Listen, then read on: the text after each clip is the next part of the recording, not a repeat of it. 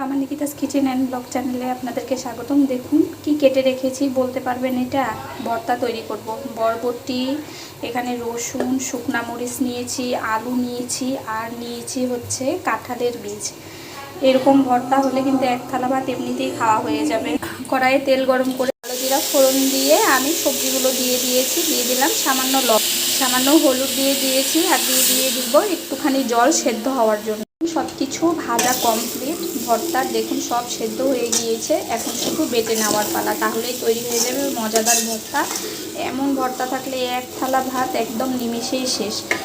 আর যেহেতু এখন ঈদের টাইম, কুরবানির সময়, আপনারা কিন্তু মাংস খাওয়ার পরে মুখটা একদম নষ্ট হয়ে যাবে, তারপরে কিন্তু এরকম ভর্তা দিয়ে ভাত ট্রাই করতে পারেন।